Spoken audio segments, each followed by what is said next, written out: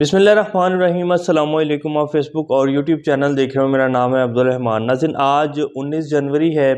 इस्लामाबाद से कुछ ताज़ा तरीन अपडेट्स आपके सामने रखेंगे। कल से रूस का वफ़द जो है वो पाकिस्तान पहुंचा हुआ है और 18, 19 और 20 3 दिन का ये जो है दौरा है उनका। और पहला जो कल एतवार हुआ है उसकी कामयाबियों के हवाले से कुछ आपके सामने रखेंगे कि क्या क्या उसमें डिस्कस हुआ है और पहला दौर जो है वो कामयाब रहा है। ये आपके सामने रखेंगे।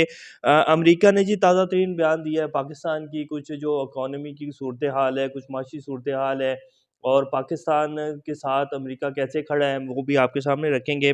फवाद चौधरी साहब ने जी असम्बलियों में वापस जाने के हवाले से एक नया बयान जो है वो दे दिया है। वो कहते हैं जी हम असम्बलियों में वापस तो नहीं जा रहे हैं। इसमें मज़ीद उन्होंने क्या कहा है और फिर साथ उन्होंने ये भी कोट किया है कि जी नून लीग के कितने एमएनएस जो हैं वो हमसे राब्ते में हैं, इसी तरह पीपल्स पार्टी के कितने लोग हमसे राब्ते में हैं, जमात इस्लामी के कितने लोग हमसे राब्ते में हैं, तो वो भी आपके सामने रखेंगे।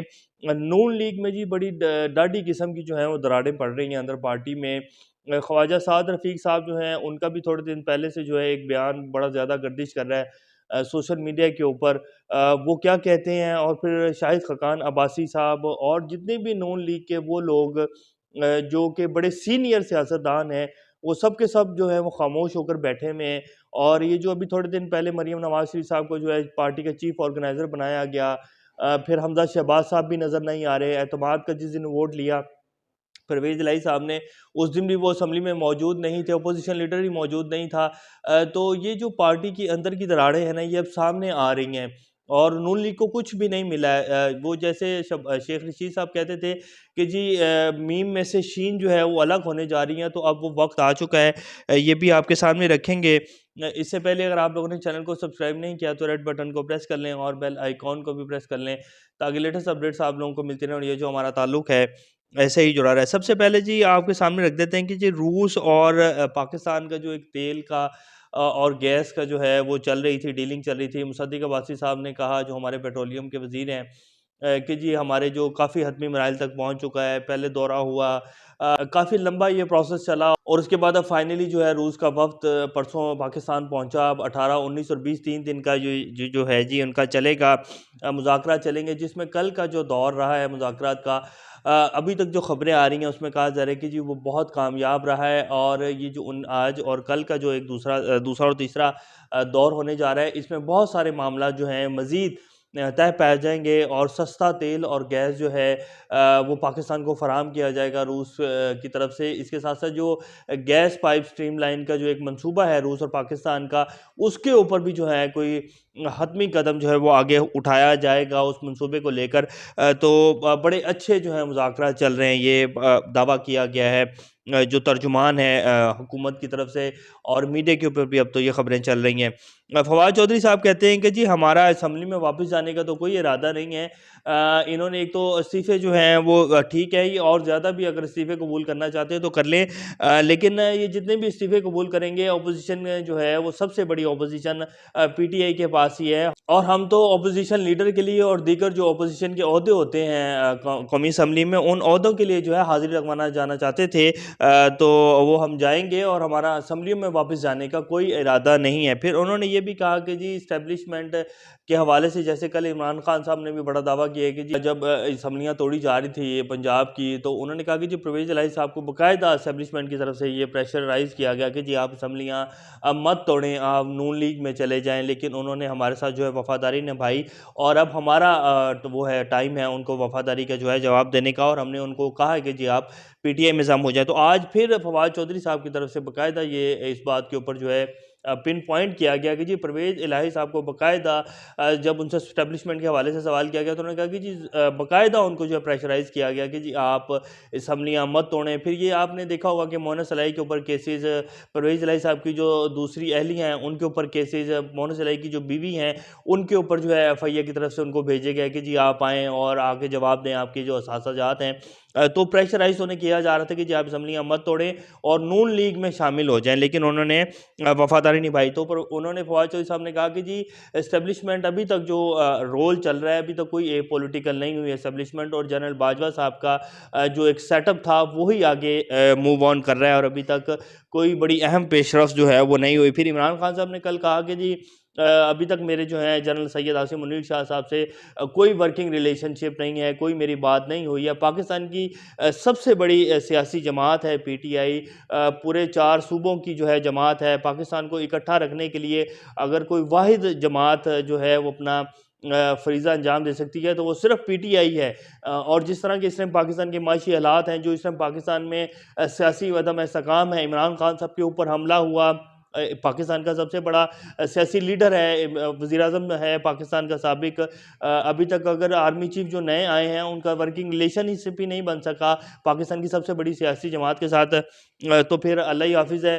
तो उन्होंने कहा कि जी हमारा कोई वर्किंग रिलेशनशिप नहीं है। तो फिर आज फवाद चौधरी साहब कहते हैं कि जी कोई एपॉलिटिकल नहीं है। तो ये जी बहरहाल सूरत हाल है। इससे अंदाज़ा साफ़ लगाया जा सकता है कि जी इस टाइम इमरान खान जो है ना, जो कहा जाता है कि जी रेड लाइन खींच दी गई है, फिर इमरान खान साहब ने भी कहा कि जी मैं इस रेड लाइन को मिटा दूंगा, मुझे थोड़ा सा खड़ा होने दें। तो अब इमरान खान साहब ने ये फैसला कर लिया है कि जी अगले हफ्ते तक मैक्सिमम उनका जो है वो प्लस्तर उतर जाएगा। तो उन्होंने दोबारा से अवाम में जाने का जो है वो प्लान तैयार कर लिया, और वो कह रहे हैं कि जी मैं अब दोबारा से अपनी जो इलेक्शन कैंपेन है वो शुरू करने जा रहा हूँ।